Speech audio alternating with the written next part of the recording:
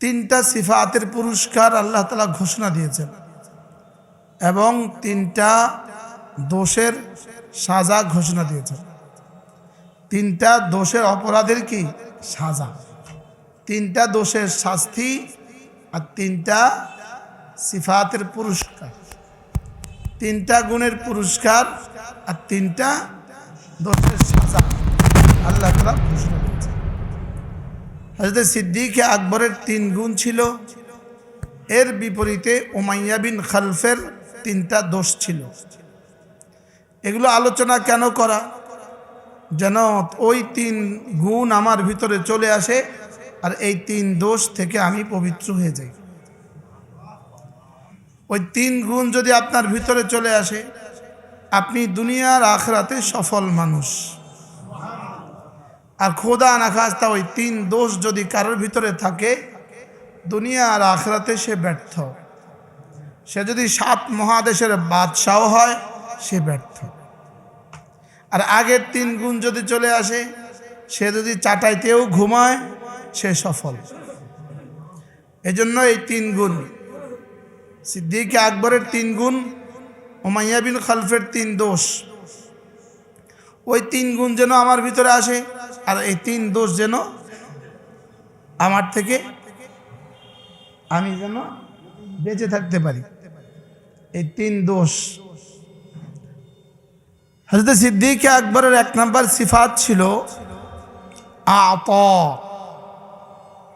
2 নম্বর সিফাত ওয়াত্তাকা, 3 নম্বর সিফাত ওয়াসাদ্দাকা বিল হুসনা। এই ছিল সিদ্দিক আকবরের 3টা গুণ। আর এই গুণেই ছিল সাহাবাদের গুণ, এই গুণেই ছিল জান্নাতি মানুষের গুণ। এই 3 গুণ যার ভিতরে যেই পরিমাণ, সে আল্লাহ তাআলার কাছে এই পরিমাণ মুকাররাব, আল্লাহ তাআলার কাছে এই পরিমাণ নৈকট্য প্রাপ্ত। আর জান্নাতের সমস্ত আমাল তার জন্য এই পরিমাণ সহজ।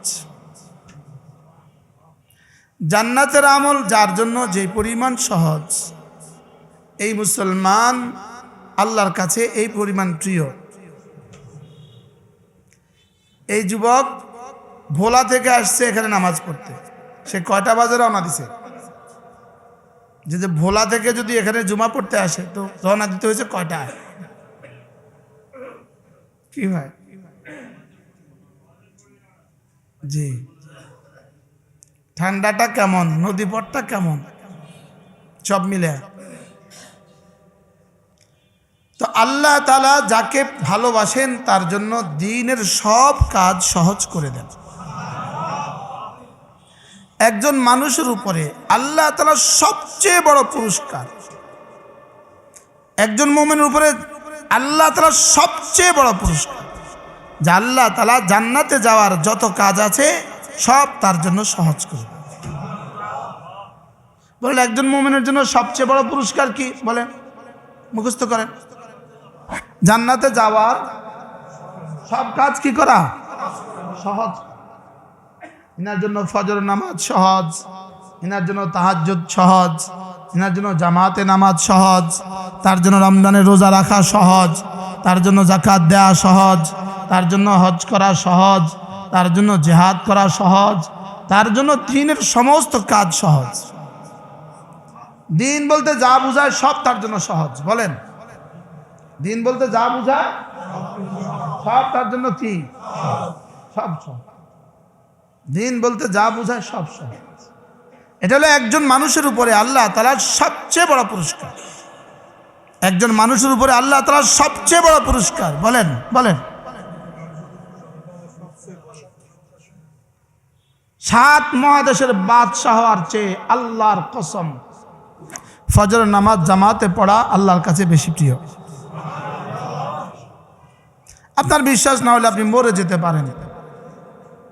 কোরআন ও হাদিসের রোশনীতে, কোরআন ও হাদিসের আলোকে আমার এই কথা বিশ্বাস, এজন্য আমি এভাবে বলে দিছি। কি বলছি বলেন, কি বলছি বলেন?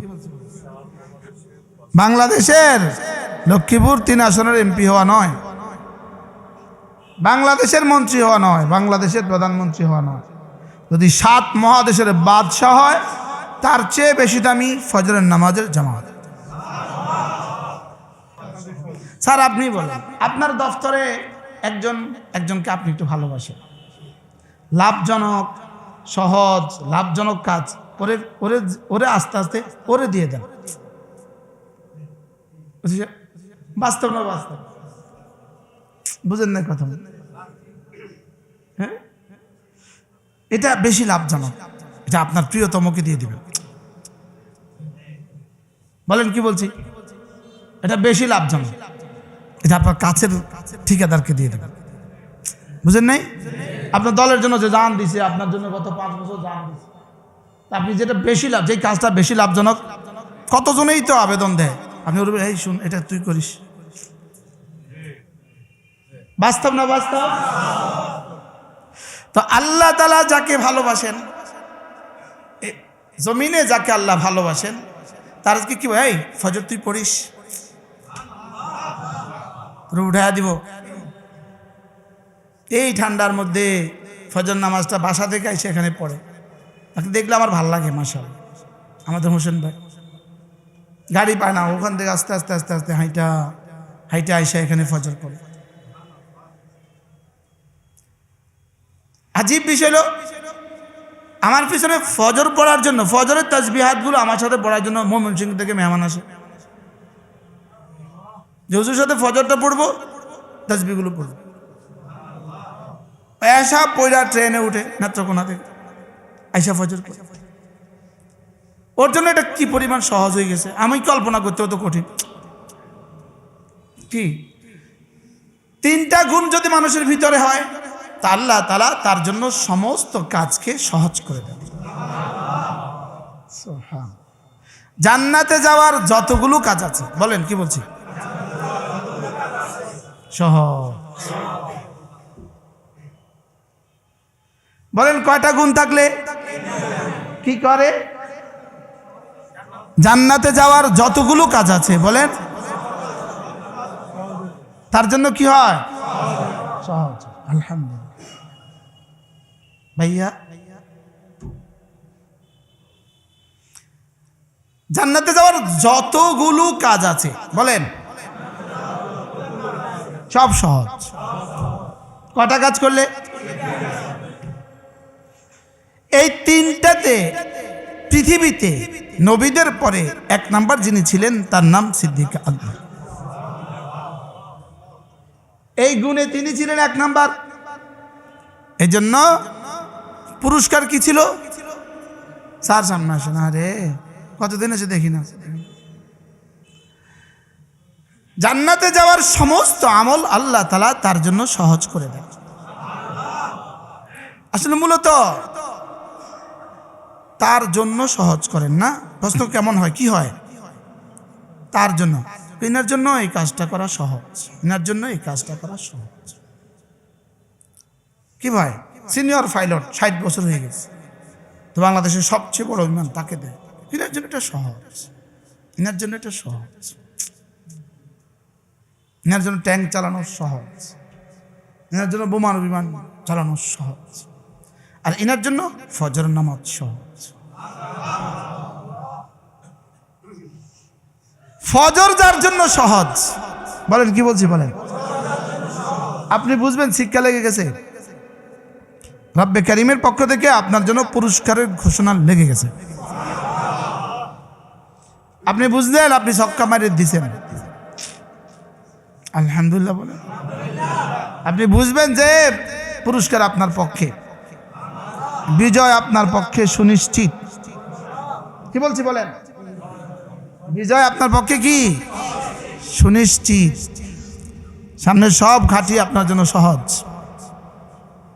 সামনে সব ঘাটি। আল্লাহ তাআলা বলেন ফাম্মা মান আ'তা, 1 নাম্বার আ'তা, 2 নাম্বার ওয়াত্তাকা, 3 নাম্বার ওয়াসাদ্দাকা বিল হুসনা। রব্বুল আলামিন বলেন আবু বকর আমাকে 3টা করেছে, আবু বকর 3টা করেছে। 1 নাম্বার আ'তা করেছে, 2 নাম্বার ওয়াত্তাকা করেছে, 3 নাম্বার ওয়াসাদ্দাকা বিল হুসনা করেছে। আর আমিও করেছি ফাসানুয়াসসিরুহু লিল ইউসরা।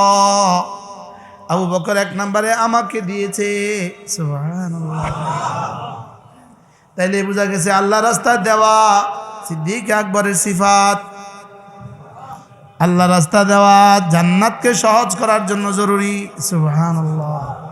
যে আল্লাহ রাস্তা দিতে জানে, আল্লাহ তাআলা তার জন্য জান্নাতের সমস্ত আমালকে সহজ করে দেয়। যে আল্লাহ রাস্তায় দেয়, বলেন যে আল্লাহ রাস্তায় কি করে? শুধু একটাই বলবো যেন মনে থাকে, বেশি লম্বা করলে মনে থাকবে। আতা মানে যে আল্লাহকে দেয়, বলেন ফরজ জাকাত তো দেয়, ফরজ ওয়াজিব তো দেয়, সাদাকাতুল ফিতর তো দেয়, সাদাকাতুল ওয়াজিবা এটা তো দেয়, কুরবানি তো দেয়। এরপরেও তিনি আল্লাহ রাস্তা দেন, তার নিঃশ্বাসের মতো আল্লাহ রাস্তা দেয়াকে সে ভালোবাসে। সুবহানাল্লাহ। কি বলছি বলেন? আল্লাহ রাস্তা দেওয়াকে নিঃশ্বাসের মতো ভালোবাসে। সুবহানাল্লাহ। এই সিফাতে আমাদের নাম কদ্দুর আছে? আপনারা আমার নাম এই সিফাতের মধ্যে কত ভাগের 1 ভাগ আছে? বলেন, নিজে নিজে বলেন।